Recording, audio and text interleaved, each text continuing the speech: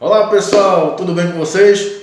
Bem, no vídeo de hoje nós temos basicamente duas novidades. A primeira é que eu estou aqui com o João Pedro, meu filho. Ele vai ficar aqui do meu lado como se fosse um fiscal. Ele vai me ajudar aqui em algumas coisas, vai me fiscalizar, ver se eu estou falando as coisas tudo direitinho, se eu não falo nenhuma besteira. E aí vai me ajudar em algumas coisinhas aqui, tá? E a segunda é que hoje eu estou gravando no quarto dele, sentadinho na minha cadeirinha, com a minha canequinha preta que eu adoro. Vou logo dar meu golinho na água para eu ficar calmo, né? Porque vocês sabem que eu fico tenso diante da câmera, principalmente no início do vídeo. E eu preciso dar esse golinho na água para me acalmar e eu ir ficando tranquilo.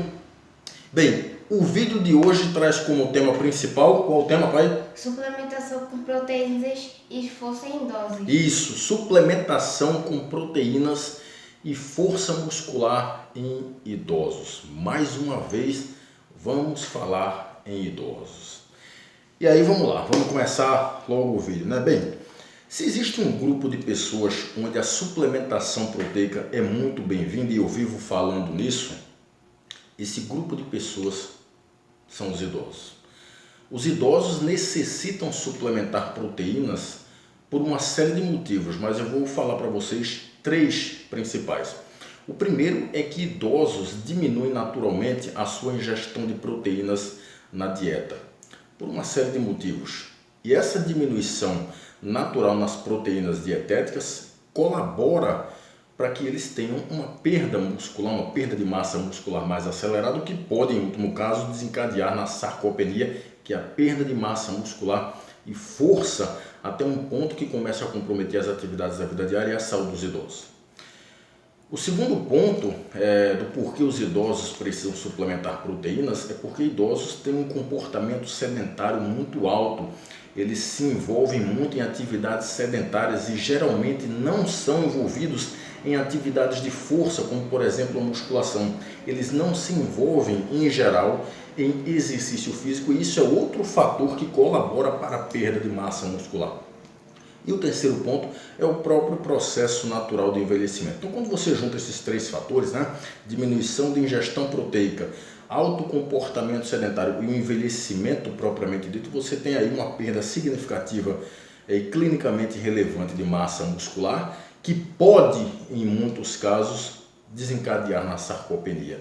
E isso vai comprometer seriamente não só o desempenho em atividades da vida diária dos idosos, mas também na sua saúde, aumentando a resistência à insulina e predispondo os idosos a vários tipos de doenças crônicas. Portanto, a suplementação proteica ela é muito bem-vinda para os idosos na tentativa de restabelecer pelo menos uma parte daquela massa muscular perdida.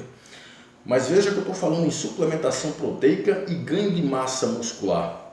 Mas será que a suplementação proteica colaboraria para os ganhos de força muscular em idosos? Porque vamos combinar aqui, né? Se tem uma coisa que idoso perde muito e perde de uma forma significativa é a força muscular. E essa perda de força muscular é chamada de dinapenia. A dinapenia, quando ela é muito significativa, ela compromete seriamente o desempenho de atividades da vida diária. Então o idoso começa a ter dificuldades para realizar atividades triviais, como se levantar de uma cadeira, se levantar do sofá, se levantar da bacia do banheiro, se levantar da cama, erguer sacolas de compras, erguer e deslocar objetos que antes ele conseguia fazer com relativa facilidade.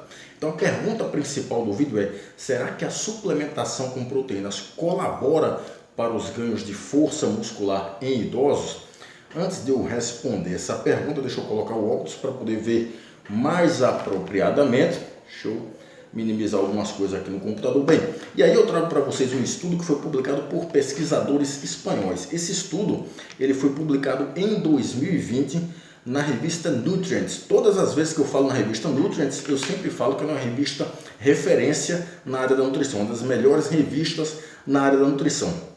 E esse foi um estudo de revisão e meta-análise, onde esses pesquisadores espanhóis pegaram 15 estudos que investigavam o uso da suplementação com proteína associado com musculação na força muscular dos idosos. Foram 15 estudos que, quando você junta a quantidade de idosos desses 15 estudos, dá um total aí de 657 idosos.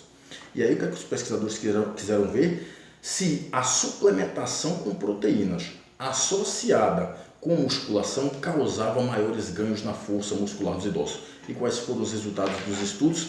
Os resultados não foram muito animadores. Por quê? Porque os estudos foram muito inconsistentes nos seus resultados. O que é que isso significa?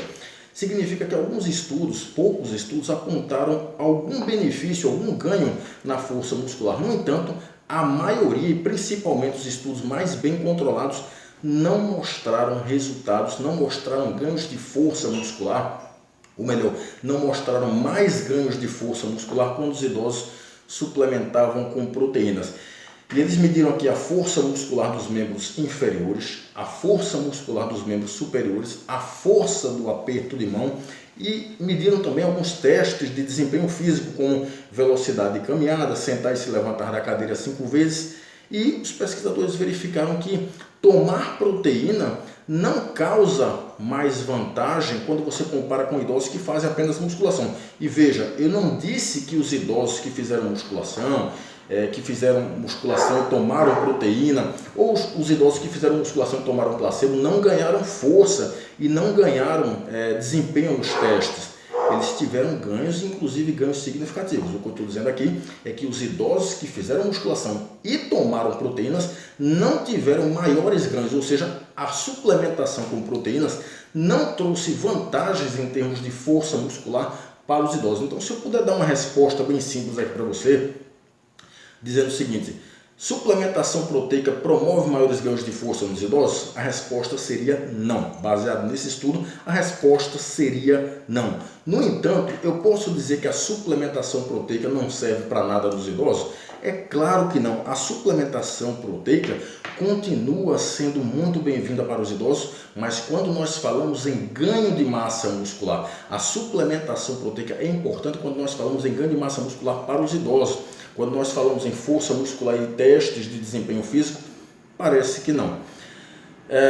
Portanto, se os idosos quiserem ganhar, aumentar mais a força muscular, o que é que eles têm que fazer? Eles precisam treinar força e treinar de forma intensa, com cargas principalmente mais altas e levando os exercícios principalmente até a falha ou pelo menos perto da falha, se quiserem otimizar os ganhos de força. E se quiser tomar alguma coisa, não tome proteína, tome creatina, porque aí sim a suplementação de creatina é comprovadamente eficiente, tanto nos ganhos de massa muscular quanto nos ganhos de força. Mas suplementação proteica, não. Ela não aumenta, ela não potencializa os ganhos de força muscular nos idosos. Ok? Então, espero ter contribuído. Um abraço a todos e até mais!